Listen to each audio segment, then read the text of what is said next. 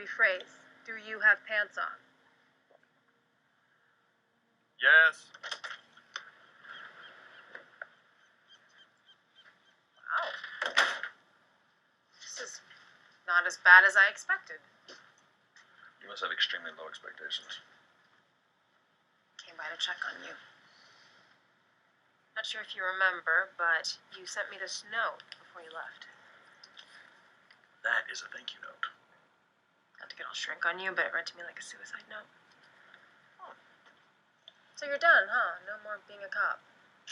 Well, you know, they accuse me of killing Tito Flores, if you can believe that. But you didn't kill him. How do you feel about that?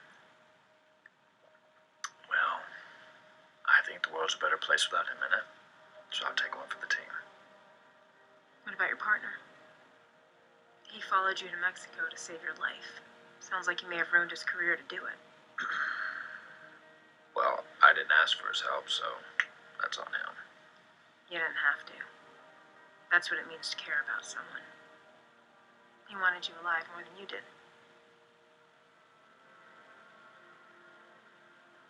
Well, I, for one, am glad you're back.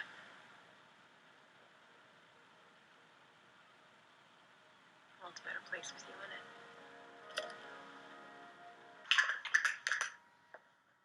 Hey, I don't know how to be normal. I wake up and you want to sit down, put your things down. How you want to do this? Yeah, I've never seen you this eager or this early. Okay. So what do you mean you don't know how to be normal? All right. So ever since I got back from Mexico, I think we're all on the same page that I'm healthier, right? I'm fixed. Well, Riggs, that's a process. Okay, whatever. The point is, I'm normal. Not a fan of that word. Okay, that's your own issues. What do normal people do? What did they do? They get up, they go to work, they socialize, they date. 3 or 4's not bad. You're interested in dating. All right, so I'm cleaning guns, sharpening knives, okay? And I see this on the floor, so I pick it up, and I'm thinking, oh, maybe this is a sign, right? Maybe I should call her. And I think maybe I'm gonna call her. But But like, what am I gonna say? Like, you know, make a bunch of small talk and ask her to dinner. It's 5 o'clock in the morning, for crying out loud. you've been up since 5 o'clock in the morning. Yeah, you do seem a little wired. I don't know. It's like ever since Mexico, it's like I just don't need that much sleep. You know, it's like 5:30 in the morning. Boom, I'm ready to go. You think it's possible I've gone too far? You know, to the other side? Like maybe I'm too normal? It's safe to say I don't share that concern. Is this the new normal? 19-hour day? No, just finishing up some paperwork, getting ready to head home. Work. Riggs, do you have any idea what you're avoiding at home?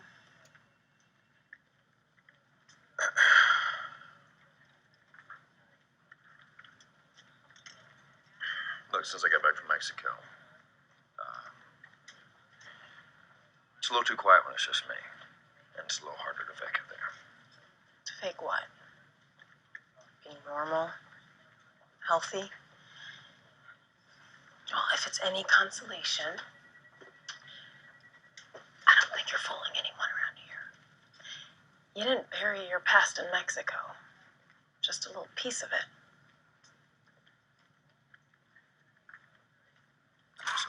Armed robbery in West LA. Who wants it? I got it. Text me the address. See you later, Doc. I'm going to ask you again. Why are you getting rid of all your stuff? No, not all of it. Just the things I don't need. I'm simplifying. You're clearing your life of the things you don't need. Are you going to keep saying that until it means something? Other than kitchenware, what else are you getting rid of? Some tools I don't ever use, a sweater I don't wear, an old rifle Doesn't shoot?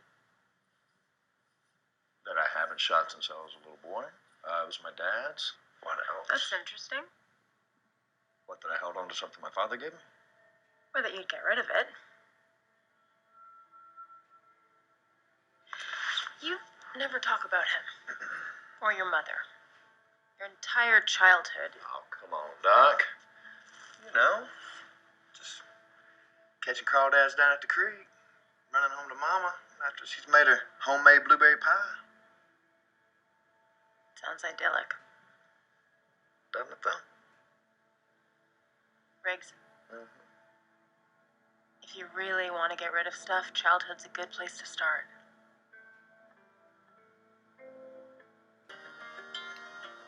So what now? Are you gonna keep it? Damn thing's like a boomerang. Things from your past can be hard to get rid of.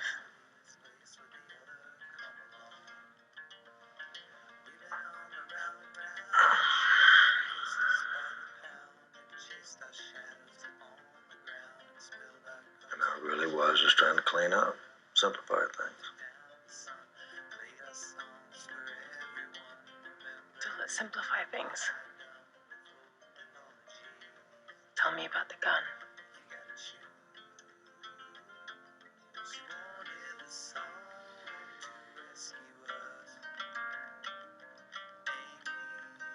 Well, this here is the rifle my daddy taught me to shoot with.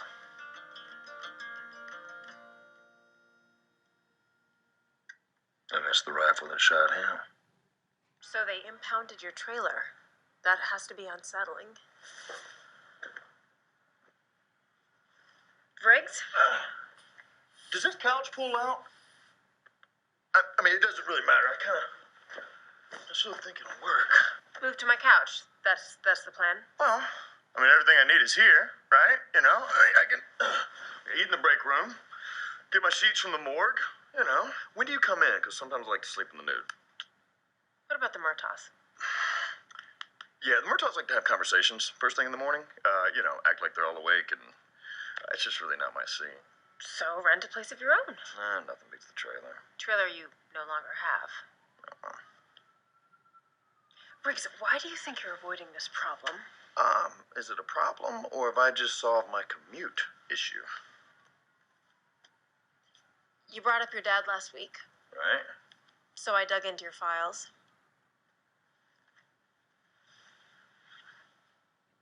What files are those? You moved around quite a bit as a kid. First you and your dad, and then by yourself. Different foster homes. Wow. Wow, you went way back. Those are out-of-state files. Is that part of your job now, to kind of research? My job is to help you do yours. And after today, you have nowhere to go. For someone with an unstable childhood home, that can be... You want to talk about my childhood? Let's talk about my childhood. I lost my mom when I was a little kid. You know, and my dad did the best he could. I mean, it was just him and a 12-year-old. You know, nobody take care of either of us, really. But he figured it out. Gave me a childhood. I believe I'm the man I am today because of him.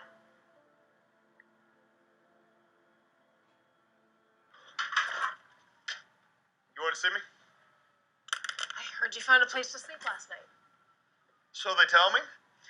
Well, I got you something. Toothbrush, pillow, blankets. For the next time you're stuck. Oh, I appreciate that, Doc, but I'm... Proficient at getting by on your own? Thing is, you're not. What, not getting by? You're not on your own. I hate to break this to you, Riggs, but despite your best efforts, people care about you. I know, it sucks for you.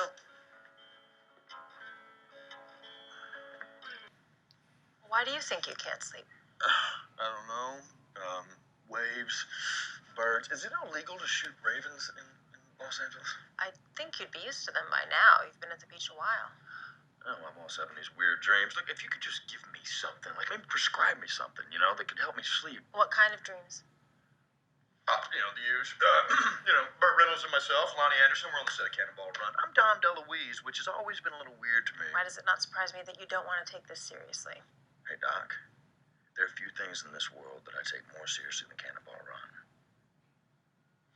Now, look, I haven't slept in like 4 days, and I'm just not in the mood for chicken forensics. So if you could just give me something to knock my ass out, I would greatly appreciate it.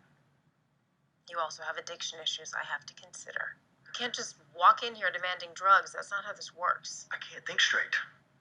Right? And I carry a gun for a living, so it's really a public safety issue we're dealing with. Your childhood friends recently came back in your life. Have you considered the fact that... All right. Sweet dreams. Not funny. That's not funny. Riggs, I will prescribe something if I think it's appropriate. When you're ready to talk to me.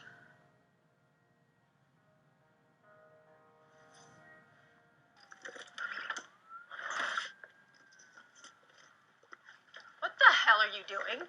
Looking for free samples, right? I know the drug companies have to give you tons of those. You broke into my office and you're looking for drugs. You're late for work, which is very unprofessional. Look, I just need something that can help me. Sleep. Yes, I know. But as No, I said, not sleep. Stay awake, right? Just like a, Amphetamine? Yes, an amphetamine. Just so I close the case, please.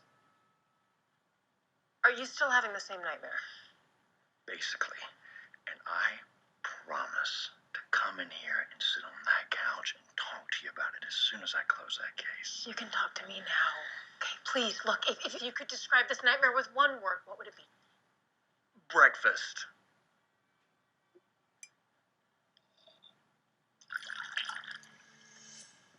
Tea? This early in the morning? Really? Come on, Cahill. Question. When is it too soon, or when's the right amount of time for someone to start dating after they've experienced like a traumatic event? And not for me, it's for a friend. That depends. Did your friend lose his wife a few years ago? I'm serious, Doc. It's for Molly. You know, Jake took off a few weeks ago, and she's already gun-ho to find someone new. Good for her. That sounds healthy. She doesn't always pick the best men, so... Maybe she's changed. You know, that does happen. If one works on it. I see where this is going. I wonder if what bothers you about Molly is that she's able to do what you haven't yet. I stopped wearing my wedding ring. Have you noticed that? Right, I mean, that's got to be worth something. Yes, I did. Right? And so what if Miranda's picture's still on my phone, right? I can't change it. At the settings, it's very complicated. I go on there, and there's just a lot of buttons and options, and... That I believe.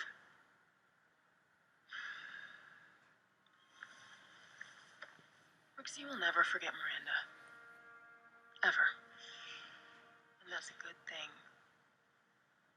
But if you don't at least try to move on, you might miss your chance at something good, something special. You ran a background check on your friend's date? Oh, I know. I promised I would stay out of it, but come on, the guy's name's Chad. Who do you think she should be dating? I don't know. Someone great, like a doctor or an astronaut or, a barbecue pit master. That's good. Or a cop? Look, Doc, we're friends, okay? Plus, I'm not some white picket fence kind of guy, and that's what she deserves.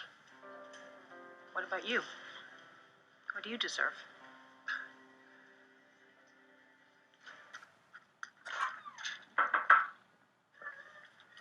If you're here for our appointment, you're 2 days early.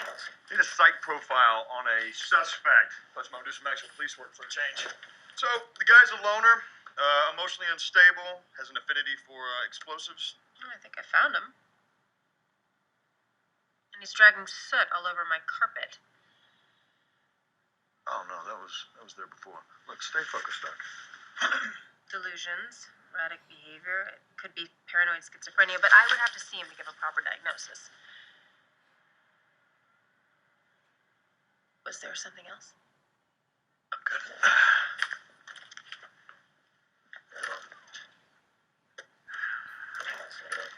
It's just that, I've been on this happy little island, for like a while. And things have been going great with Molly and I. We've been hanging out, things are good, it's easy, I like her kid. And then she kissed me. Now it's ruined everything. It's not ruined, Riggs. Your relationship is evolving. You don't understand. Molly's the only aspect of my childhood that's not a complete disaster. And the Jake, there's the Jake thing on top of it. You're hosing me down. Are you concerned about Molly or Jake? I'm confused. Both, Doc, it's a little bit of a stew, Riggs, if you are looking to me to tell you that this is a complete disaster, you're gonna have to look somewhere else, because I don't think it is. Think on it. Mull it over. Because it's a disaster. Sorry about the car. Riggs, what are you doing? I thought Homeland Security was taking over the case. And then what? They're looking for a terrorist. And you're not? Maybe Jonah killed that guy, maybe he didn't. Right, either way, he's sick. He's got a wife and daughter that would like to see him come home. I'd like to make that happen. You and me both. Do you want a hand? Please. There you go. Oh, good. You're not dead. Now I can kill you myself. Molly? Okay, Molly. I was supposed to call you. Yeah, no, but you didn't, Martin.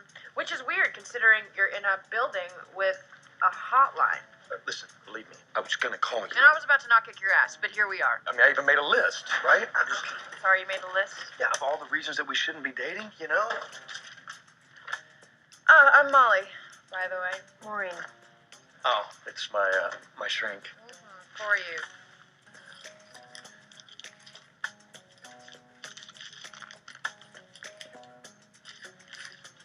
And I'm keeping the change.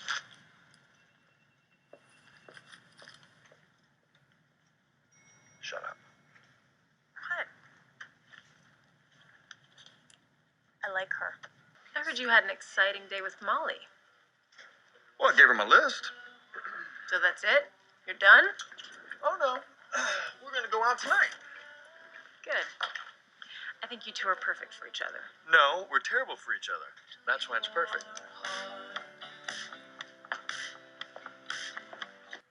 On one hand, there's Burt Reynolds. On the other side, there's Chuck Norris. This is the important, life-changing question you wanted to discuss. What to name your dog? You get one opportunity to name a dog, Doc. So, yes. What could be more important? Off the top of my head? Maybe the phone call from your father? That's old news. Since that phone call, you've really embraced your role with Ben. Don't get me wrong, it's nice. It's almost parent-like. Why do you insist on ruining everything with your words? Why do you think your father called? Why do you think he reached out? Doc, he wants me to come see him. How did you respond? I hung up. And if you're going to suggest that I should entertain his offer... No. Considering what I know about your childhood, I think the walls and the boundaries you built with your father are healthy. Look at that. We fixed me. All right, I'm out of here. Riggs, with one phone call, your father's voice can be back in your head whether you want it there or not. I just want you to pay attention to how you deal with that, especially as it concerns... Things are going great with Molly and I. Right? And I'm killing it with Ben. See, my old man, he actually gave me the secret to being a great father. Just did the opposite of everything he did.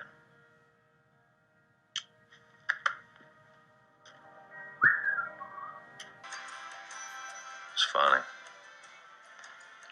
All this time, she was keeping her own secrets, So is she off her pedestal? She knew everything about me. She still loved me. Tough to beat that.